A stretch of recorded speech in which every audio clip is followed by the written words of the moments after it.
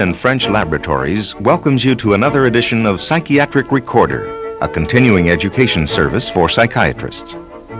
The program you are about to hear presents highlights of a symposium on life stages, stresses of the 80s, which was held at the 1981 American Psychiatric Association meeting. Moderator of this symposium was Dr. Jean L. Usden, clinical professor of psychiatry at Louisiana State University. There are many early writings regarding the life stages, or more specifically, developmental stages in life. The Talmud, the Bible, Confucius, Socrates, the Greek poet Solon, and many ancient philosophers. A few centuries ago, Shakespeare lent his literary talents to delineating several stages of life, 7 stages, in As You Like It. In more recent years, Sigmund Freud gave the impetus for understanding the developmental phases of man, but Freud's focus was so much on childhood developmental factors and its influence on adult patterns that scant attention was paid to adult years as being developmental, as having some effect. Jung had a concept of the entire lifespan, with much attention being paid to the second half of life. He spoke of 40 as being the noon of life and commencing individuation. Now, more recently, Erik Erikson provided what many consider the best framework for describing developmental stages of life when he came out with his 7-stage life cycle. Erikson emphasized that life cycles are embedded in generational cycles, and generational cycles are experienced in different countries in whatever larger configurations the dominant worldview sees us moving. Recently, George Valiant, based on the wealth of material from the Grant study, which has traced a class of healthy Harvard undergraduate students over a 30-year period, has concluded that not only is significant stress inevitable, but that stress is additive and catalytic.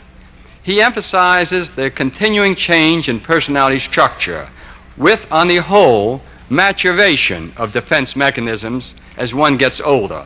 Quite importantly, Valiant maintains, until one has coped successfully with one stage or one phase of life, he or she cannot move on to the next stage.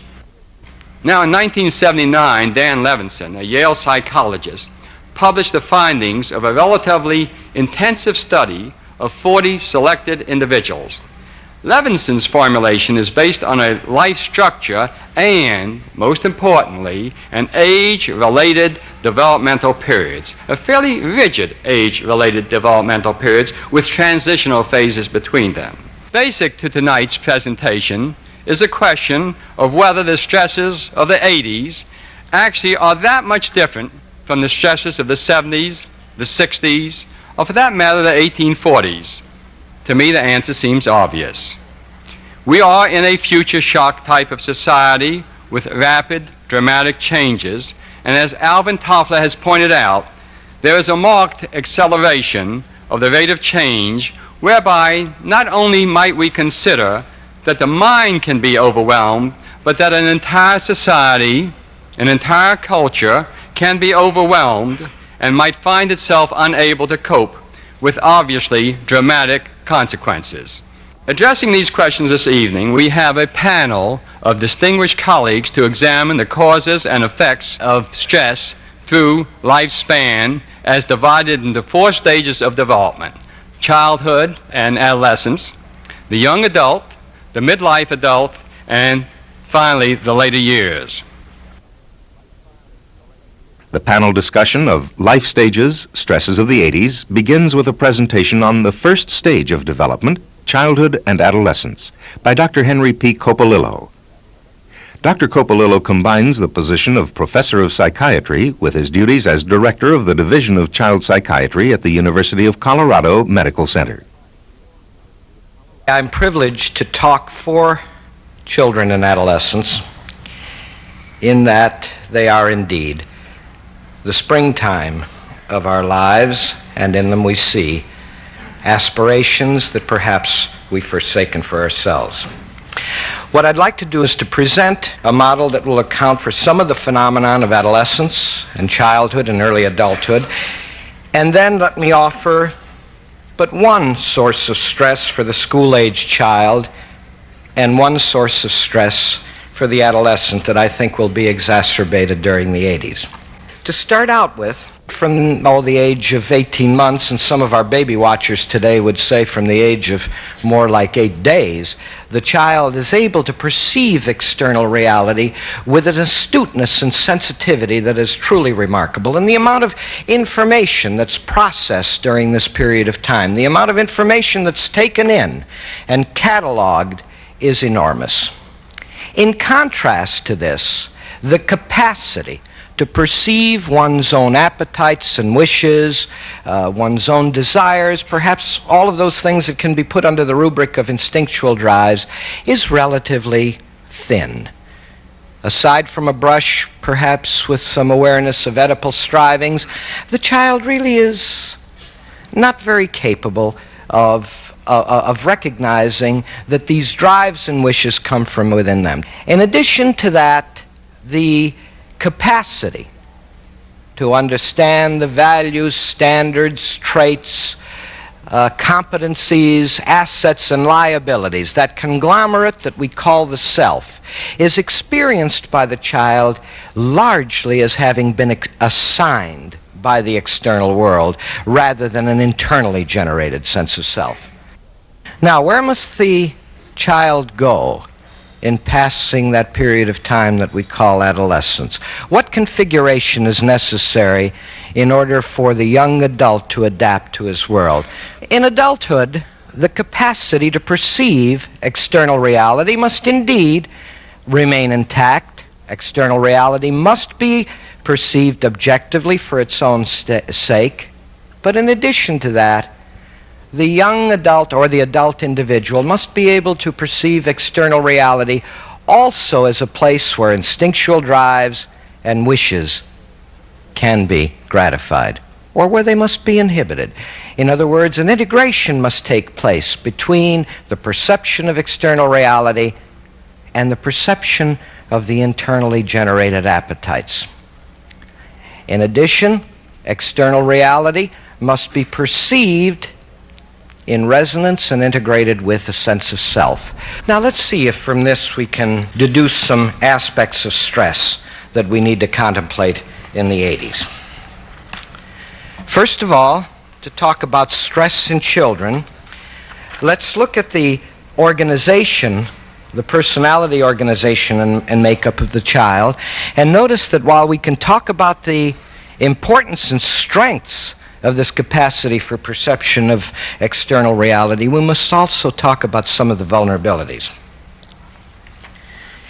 Let's first note that this magnificent competence of the child to perceive and process information from the environment is characterized by the liability of being indiscriminate.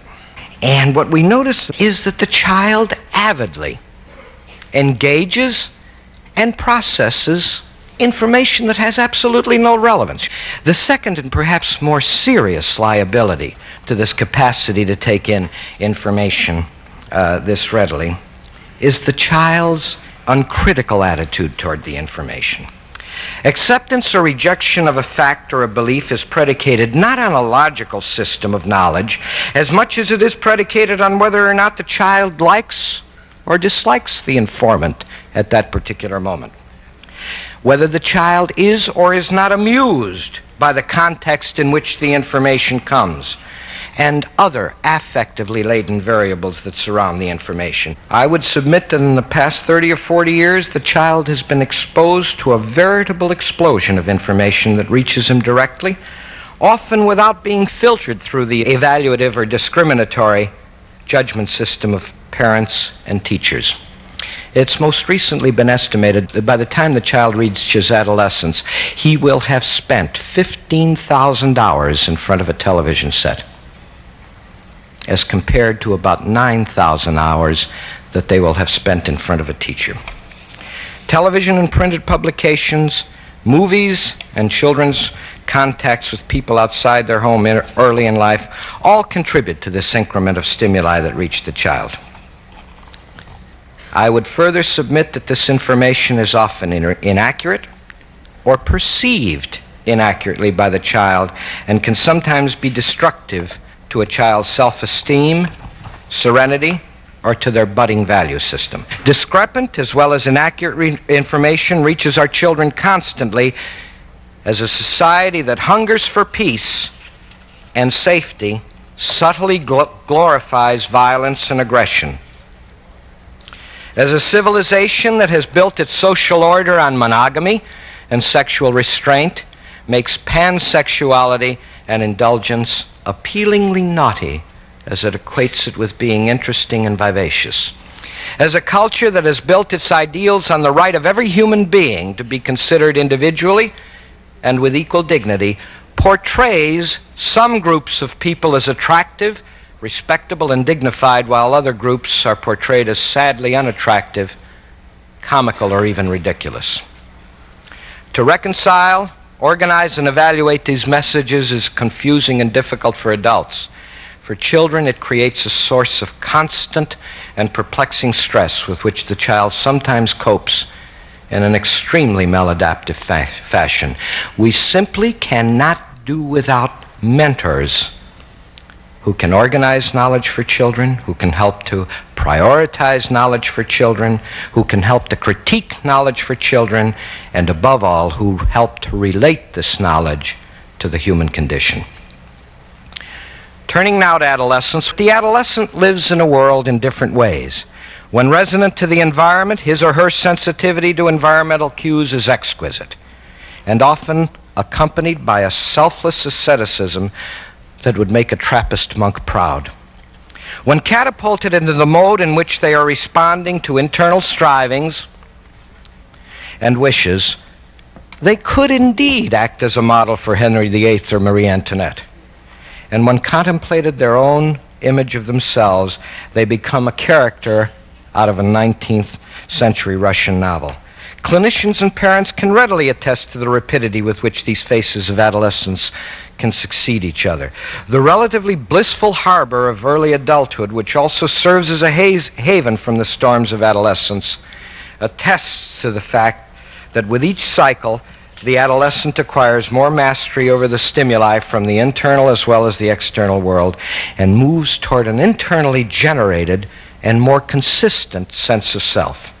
The thesis I would propose here is that these three-ring circuses of emotion and responsivity in adolescence are not only inevitable, they are necessary in order to achieve an integrated personality structure that is organized in a relatively stable manner. And it is this area that I believe may become a target of stress for adolescents in the 80s.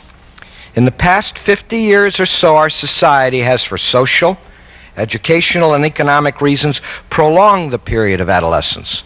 I can remember when a bachelor's degree was a very adequate and important degree. It doesn't count for much today anymore. And the medical student, the law student, the graduate student in other fields is still a very dependent human being. While this has occurred across the board, I think it has probably been more marked among the middle and upper socioeconomic groups. At the same time that we have been extending the period of adolescence, the demands of external reality on adolescents, especially in the period of late adolescence, has increased. I would cite as evidence for this the rigid demand for achievement that has characterized our secondary and higher educational system more recently. If a youngster has had to chase their own devils for a semester or two and was not able to produce the grade point average that was required, they might well disqualify themselves from attending a college that would further their careers or from getting some jobs that see responsivity to external reality in the form of compliance or grade point achievement as the only virtue worthy of note. Another bit of evidence comes from the area of sports. Can we doubt that in the past 50 years, as our colleges became the unabashed minor leagues of professional sports, and as our high schools tend to become the feeder system for college sports, that the need for achievement and excellence in sports becomes a compelling reality for sports-minded adolescents? I would submit then that when external reality This portion constitutes a coercive effect on the adolescent, one that cannot be escaped. Stress acquires an insidious and sometimes a barely perceptible form at the time that it is acting. The stress of having to attend to the requisites of the external environment, whether it is in the form of an exam that must be taken, a coach who must be satisfied, or perhaps a father who must be satisfied, a needy baby that cries, as occurs in adolescent pregnancy, or a sergeant who demands, may deprive the adolescent of the opportunity to withdraw his attention from the external world long enough to attend to and recognize the demands of inner strivings and to achieve a comfortable and internally generated sense of self. It may simply not permit him or her to be catapulted in those areas which will allow further awareness of the internal world. I've seen in my clinical practice young people who have suffered harm from this type of stress, and I think that this is going to occur more prominently in the 80s. Now, I offer these concepts for you, for your consideration, in the hope that they may help us all when we find them compromised. I hope they may help us to restore to childhood and youth the promise, vitality, and wonder that life should hold for us all. Our second speaker, who will discuss stresses of the young adult, is Dr. Alan A. Stone. Dr. Stone serves as professor of both law and psychiatry at Harvard University. This generation of young adults is experiencing a world which is the antithesis of that described by Karl Marx and the other social theorists of the 19th century. Today, it is not the domain of labor, but the home and the family which create alienated men and women. The major stresses, the disappointments, the most important causes of psychological suffering and alienation occur in the home and family. The workplace, by comparison, seems less stressful, even a relief to many. The family is no longer, to use Christopher Lash's language, a haven in a heartless world. It has become the place of alienated labor, of stress, tension, and uncertainty. Increasingly, people go to work to escape the demeaning and demanding pressures of home and family. Most of the people in my generation believed in the American dream, that one could create a haven in a heartless world. We believed in the family, and that belief made a crucial difference in how we planned our adult lives as opposed to this next generation in the 80s. Erikson, in his outline of the life cycle, presents us with an ideal ordered sequence: identity culminating in a career choice, intimacy culminating in commitment, and generativity culminating in children, creativity, or productivity. But of course, as Erikson well knew, these sequences are never quite so clear in real life. As I review the sociological data, it seems obvious to me that in our society, in virtually all the social classes, intimacy now regularly precedes identity. And this, I believe, has enormous consequences that we have not given adequate attention. In the group of young adults I have known at Harvard Law School over the past 15 years, the resolution of identity is typically very delayed, and serious attempts at intimacy are made first. Deep conflicts arise between career choice and commitment to a mate, and the proper resolution of generativity becomes problematic. Many of these young people are agnostic about family, marriage, and motherhood, and have had at least, quote, 2 marriage equivalents before they begin to think of legal marriage. I think that many of you who treat young adults must share my impression that these living together relationships have all of the substantial emotional complications of marriage. Demographers report in their statistics that young people are getting legally married later. But the psychological reality, I claim, is that they are getting emotionally married earlier. And in addition to these premarital living together relationships, there will be between marriage living together relationships, and we have as yet made no mention of extramarital affairs. Now, clearly what I am describing does not apply to all young adults, and it certainly does not apply to all Harvard law students. But those of you who treat young adults are certainly familiar with what I am describing. A great deal goes into these relationships, allowing oneself to be vulnerable, loving and being loved, manipulating and being manipulated, exploiting and being exploited, sexual adventure and discovery. All this, and yet typically without commitment. Indeed, the common explanation offered for the termination of these relationships is, I wasn't ready to make a commitment. Relationships are entered into on a theory of non-binding commitments, with, as Christopher Lasch points out, no apparent awareness that this is a contradiction in terms. Thus, the remarkable human challenge for these young people is how, without making lasting promises to each other, can they achieve the intimacy which is so clearly what they still seem so much to want.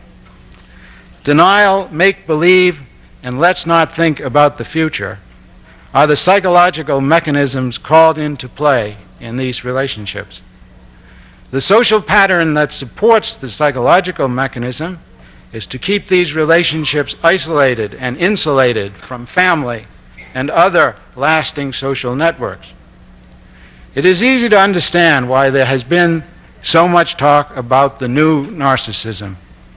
Here are all these young people engaging in intense, uncommitted relationships which terminate on the basis of self-interest. But I am leery about labeling a whole generation as narcissistic the way Christopher Lasch has done, for example, especially when the term means so many different things to so many different people. Lasch's basic claim seems to be that American child-rearing practices fail to achieve the emotional intensity that establishes the foundation for proper identification, object relations, and sublimation, that they spend their whole life sitting in front of the televisions instead of interacting with other human beings. Now, I do not want to deny that such defensive narcissism exists, but it is not the kind of narcissism most commonly found in the successful young people I have come to know.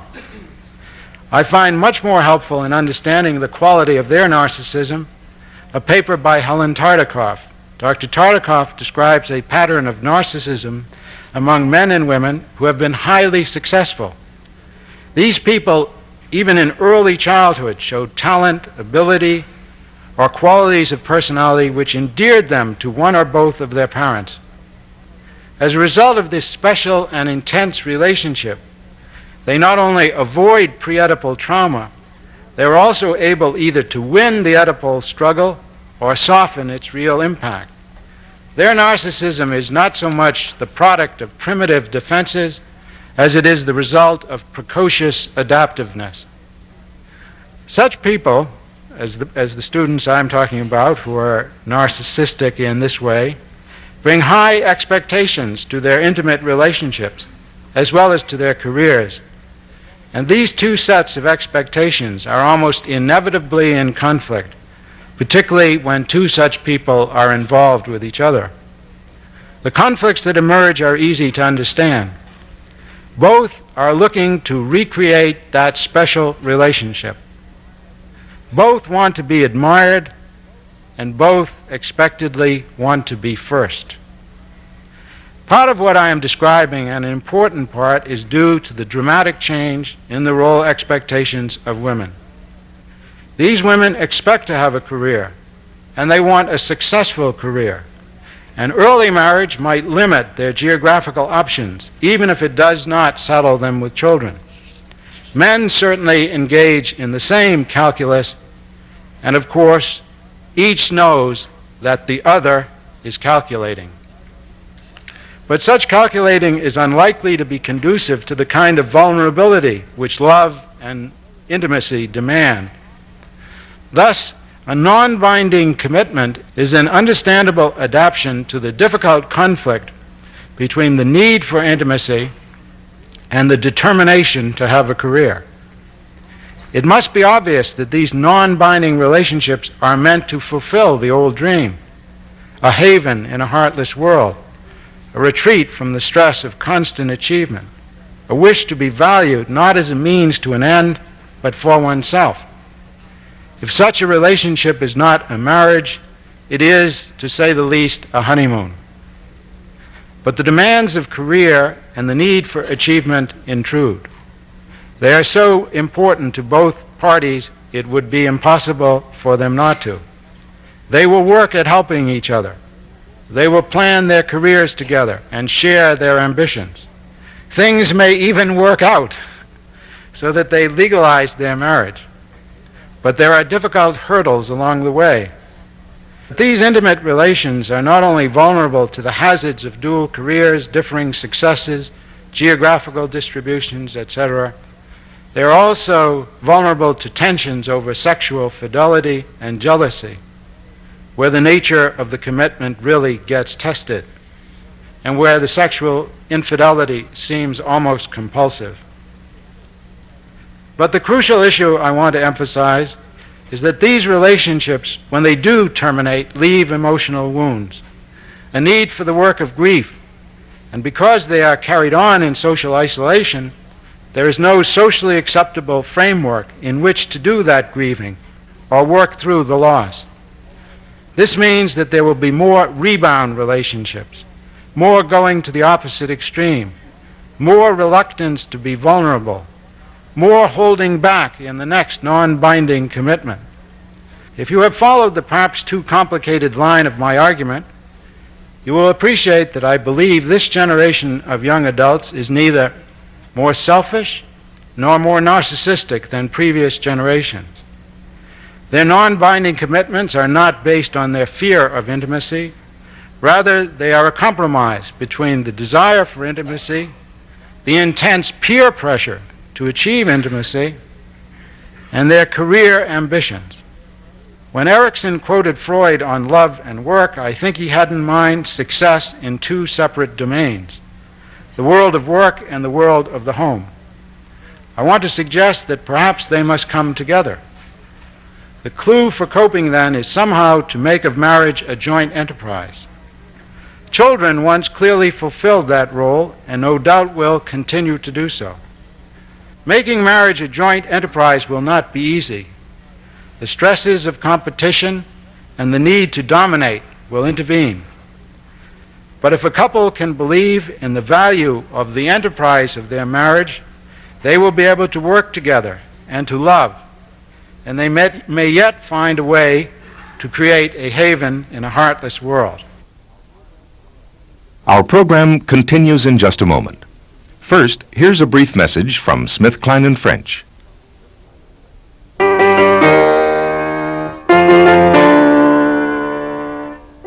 Some things are hard to improve upon, like Beethoven's Fifth and Stelazine, brand of trifluoperazine hydrochloride.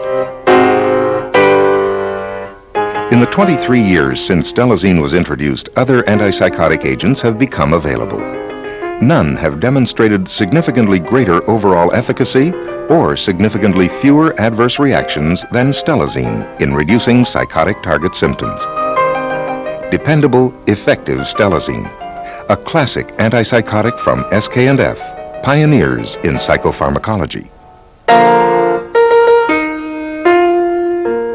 Stelazine is contraindicated in comatose or greatly depressed states due to CNS depressants, in cases of existing blood dyscrasias, bone marrow depression, and pre-existing liver damage. Avoid using in patients hypersensitive to phenothiazines. Physicians should be alert for neuromuscular reactions, including tardive dyskinesia and other adverse effects associated with phenothiazine therapy. Patients with a history of long-term therapy with stelazine and/or other neuroleptics should be evaluated periodically to decide whether the maintenance dosage could be lowered or drug therapy discontinued. Before prescribing stelazine, please consult the accompanying booklet for complete product information, including additional warnings, precautions, and adverse reactions. Stelazine, a classic antipsychotic.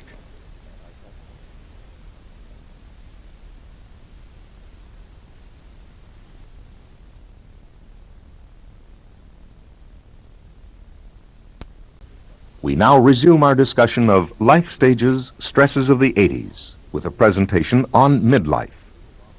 This paper was authored by Dr. Ransom J. Arthur, Dean and Professor of Psychiatry at the University of Oregon Health Sciences Center. Unfortunately, Dr. Arthur was unable to present his talk in person.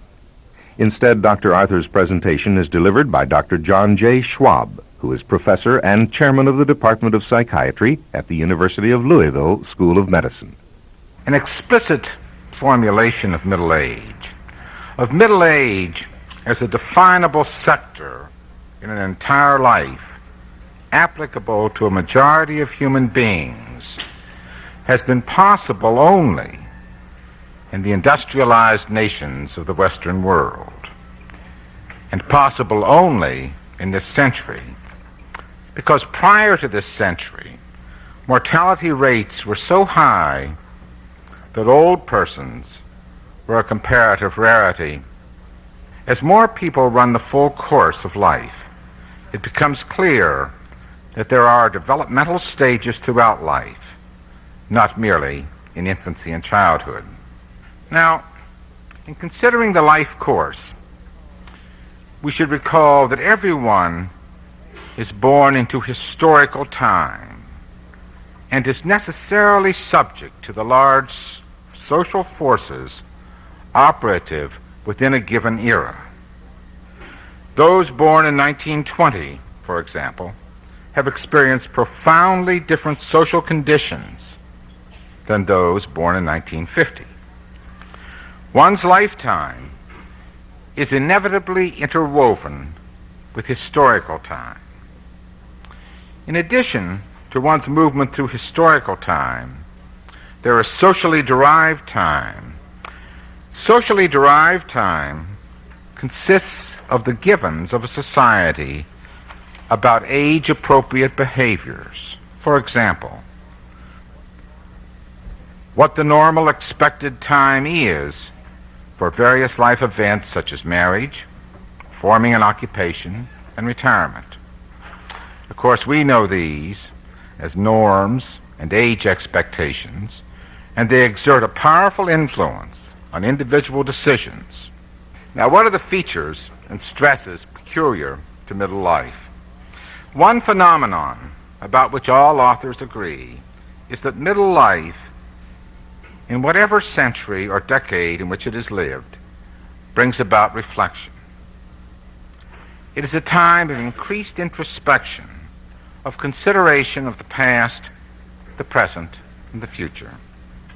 One begins to consider more definitively the sequence and patterning of decisions and events in one's own life and the consequences of choices made or the choices not made. There likely will be a conscious reappraisal of goals for the remaining portion of life. There is an increasing preoccupation with inner life, and to some degree, the enormously intense emotional cathexes of earlier life are partly withdrawn from external persons and objects. In Bernice Neugarten's words, there is, quote, an increased interiority, I-N-T-E-R-I-O-R-I-T-Y, an increased interiority with greater salience of the inner life. There may be a phasing out of interest in or reinterpretation of any aspect of one's previous life amidst a continuing contemplative and self-examining posture. Now, the reappraisal of the past involves not only an examination of its features of triumph, failure, pleasure, and pain, but also the hope to hope that the future can be made better by increased understanding of the past.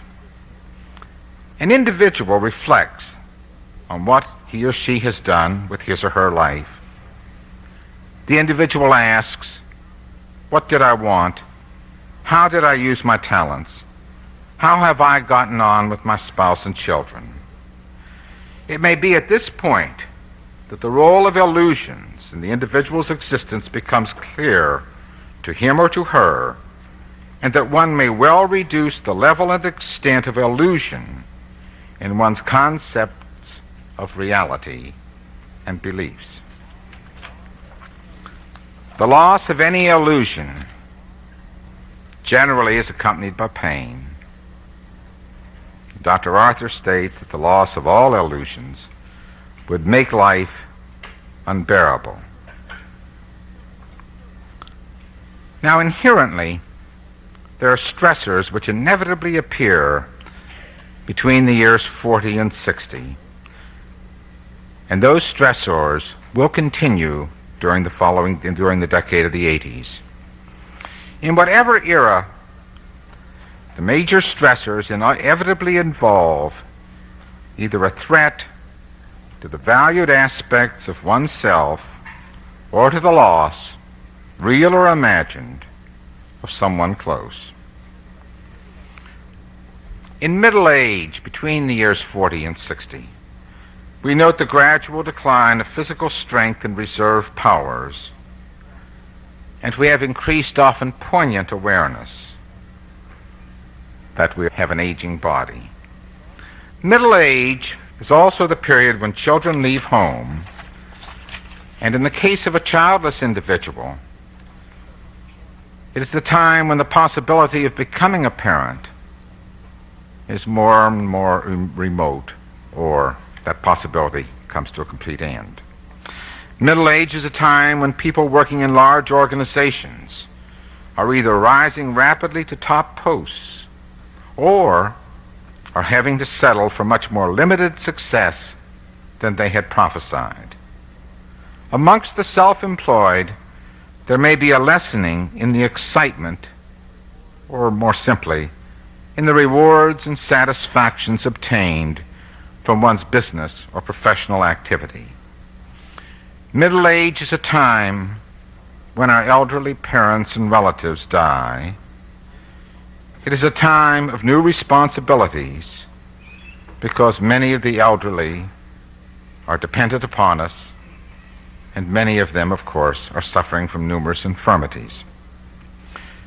Middle age is a time when children may repudiate values deeply held by their parents. In the 1980s, the enormously increased divorce rate, even among the middle-aged, is also a clearly stressful aspect of life. Those with a narcissistic character structure are particularly vulnerable to the losses of middle age. Now, it is important to distinguish events which come at a normal or expected time in the life sequence from those events which occur unexpectedly or, quote-unquote, off time. The normal expected middle-age life events, such as children leaving home, the menopause, becoming a grandparent, or a change in occupational status, those events need not be considered as necessarily traumatic or as representing a crisis in themselves. The important thing is to see midlife and other periods of life as sectors of adaptation. One should interpret life events in an adaptational framework.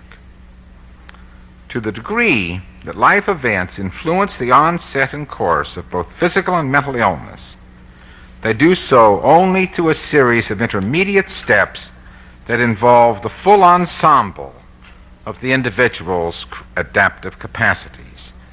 Capacities rooted not only in the biological inheritance of the individual, but also in his or her personal, family, and social history.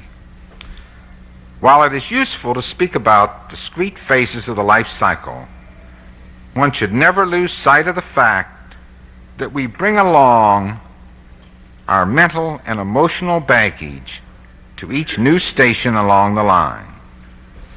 Even though middle age offers an opportunity to rework some of the patterns of the past and to convert some of them into more healthy dimensions, the mental and emotional restructuring of midlife can penetrate only to a certain degree. There are characteristic patterns of defense and action formed during childhood and adolescence which tend to have a persistence throughout life, regardless of how they are modified in outward expression by the passage of time and the accumulation of life experiences.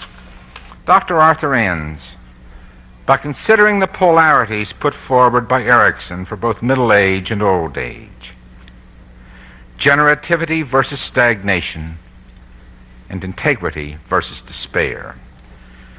Generativity versus stagnation is indeed a central theme of the developmental tasks of middle age. It is entirely possible for the middle age to slip into a sense of feeling that life has largely come to an end and that no further progress is possible. The middle age can believe that limitation is universal and that deterioration is the order of the day. Such surrenders and stagnation are the forerunners of the despair of old age, of a despair that can amount to a repudiation of one's own life as having been of little value. On the other hand, it is possible to take generativity as one's theme in midlife. The generative individual utilizes his or her income, status, wisdom, and or experience to foster growth in other human beings, in the community, and in institutions, or occasionally to create works of genius. Middle age can be the period of one's greatest contribution to human life. And many of our great writers, composers, and artists, of course, have discussed this. Generativity leads to a sense of esteem for one's own life and to a conviction of personal integrity. One can then accept one's own unique life pattern as having been the best possible playing out of the hand, the best possible pattern of the playing out of the hand that was dealt at birth and began its development in childhood and early life. The final presentation focuses on stresses encountered by the elderly. The speaker, Dr. Jack Weinberg, is director of the Illinois State Psychiatric Institute, as well as professor of psychiatry at both Rush Medical College and the University of Illinois School of Medicine. In 1980, at January the 18th, I awakened at 3 o'clock in the morning. I said to myself, good heavens, I'm 70 years of age. I ought to have something profound to say. At 3 in the morning, it's difficult. I finally arrived at the thought that I must be a survivor. And indeed, any individual who lives to 70 is a survivor. And I went through my mind everything that I have survived, and it was plentiful, it was fulsome, troublesome. And then I looked ahead into the 80s, and I came to another conclusion, and that is that the world is a very dangerous place to live in.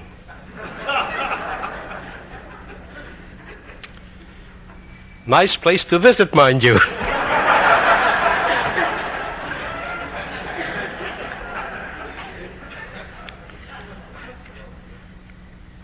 And as such, I was comforted. I'm a visitor, as indeed all of us are.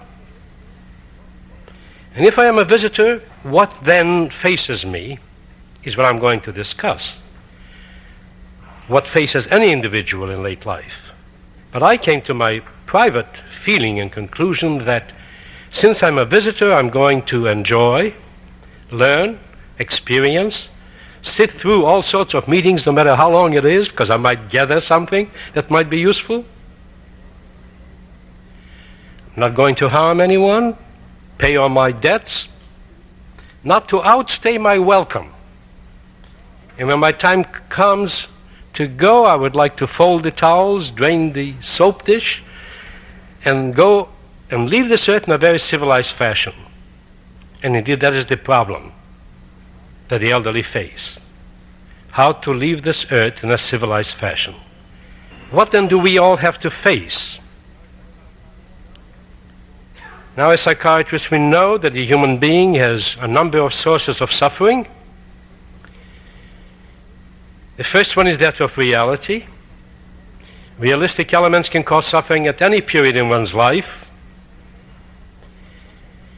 But the same causes of suffering at any given period in life become more poignant in late life. And what are some of the realistic elements? Illness, real suffering at any age. Illness at any age is suffering. But illness comes in later life more frequently, with greater complexity, and the recovery from it is much longer. Couple that with a poor economy, and the elderly do face many stresses and many strains. But more important than that are the gradual losses that the aging organism has to sustain. The trouble with all those losses is the fact that there's a change, an internal perception of the self that is different. Not only is it the cellular loss, but alterations and deficits that take place in our capacity to maintain homeostasis, what happens to our biochemistry, physiology, metabolism, and so on, and distribution even of the fat throughout the body. All that alters our perception and lowers our sense of self-esteem, or the loss of our own erratic values to others. You know, young people are better packaged than our old people. And the loss of erratic values is part of a narcissistic blow. But more important even that are the losses that one sustains in terms of meaningful others, which produces a state of aloneness and isolation. And I like to differentiate between isolation and aloneness, because isolation is a geographic position. We lose meaningful other human beings and increase, as I say, our sense of isolation and aloneness. I will tell you how I've learned all of this.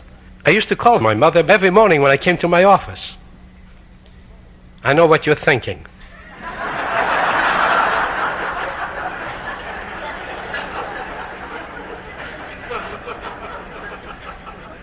You're welcome to it.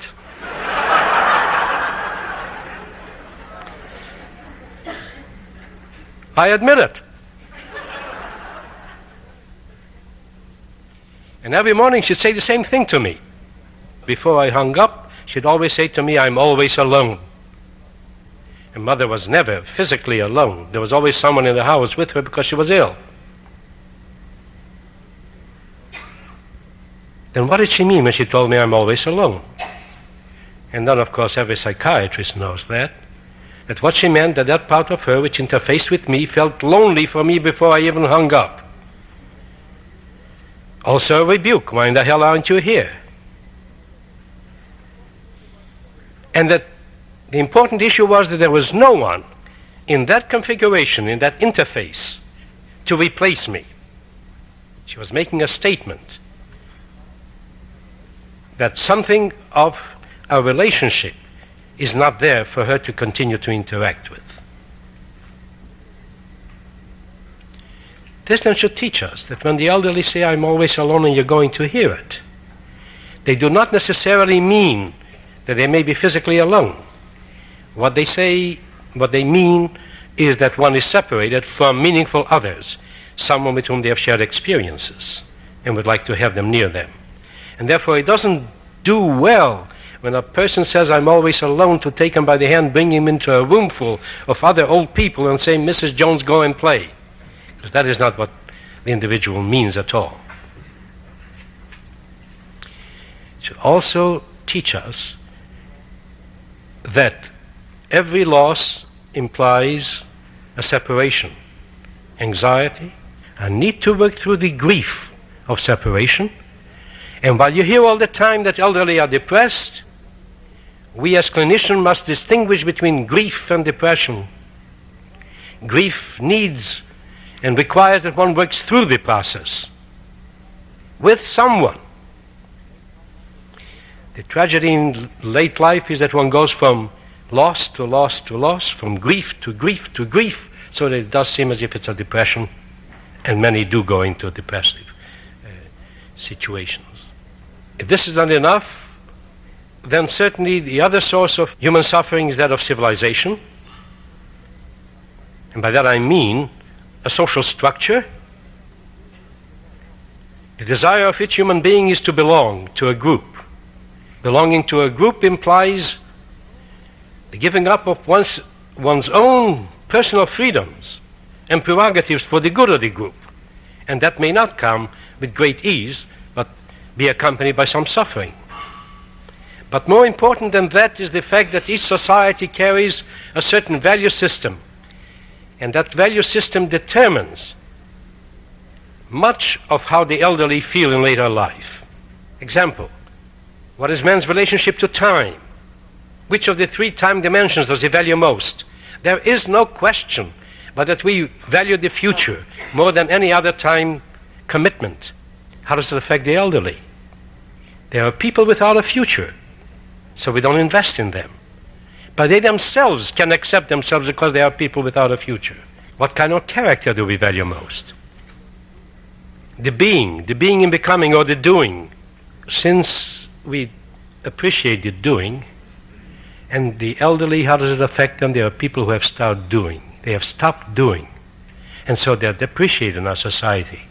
I would like to go on to the third source of suffering, and that, of course, is the intrapsychic aspects of the self. Few of us come to later maturity having resolved all of our conflicts. We bring to it scarring from previous phases of our existence, issues about dependence versus independence, issues of authority, how to use one's authoritative wisdom rather than become authoritative, how to be able to become dependent, issues of sexuality.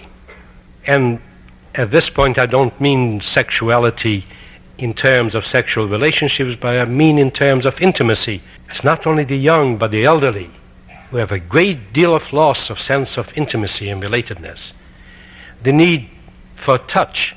The aging organism knows how to respond to many of those issues through many defensive maneuvers. It utilizes many of them. It utilizes the exclusion of stimuli. The aging organism is bombarded by multiple stimuli from the outside and from the inner deficits. It tends to respond to that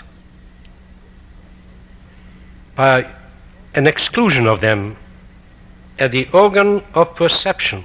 It's not necessarily a denial, it's another mechanism. Grandma doesn't see so well, but that which she shouldn't see, she does see. It is only those stimuli that are necessary for one's narcissism that are going to be allowed to come into being.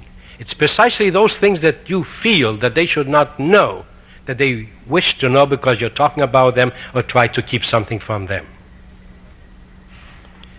They begin to conserve energy. And conservatism is part of the process of getting older. They hold on to things.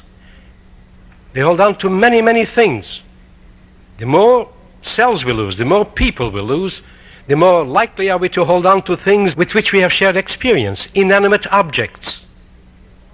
Once we pull them out, we are flooded with emotions. And in the absence of other people with whom to share emotions, then we as the elderly surround ourselves with all sorts of photographs. Because when we look at them, we are flooded with feelings. Why do you and I keep an old theater ticket stub, an old program, a pressed flower?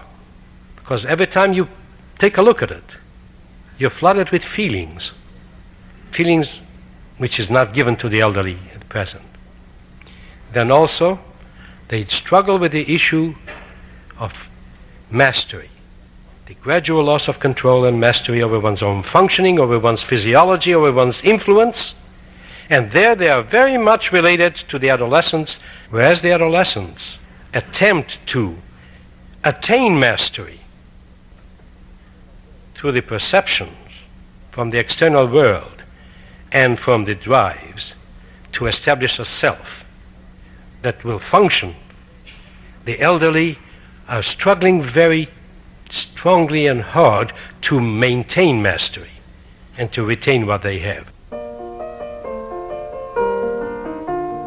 We hope you have enjoyed this edition of Psychiatric Recorder, a continuing education service from SmithKline & French Laboratories and SK&F Co. The views you have just heard expressed are those of the individual panelists. This program was recorded in New Orleans and produced by SmithKline & French. Now, here's a brief message from SK&F. Kiss, baby. Bad. Go bye-bye. Bad girl. Sounds of childhood, voices from the past, nightmarish noises for the skin.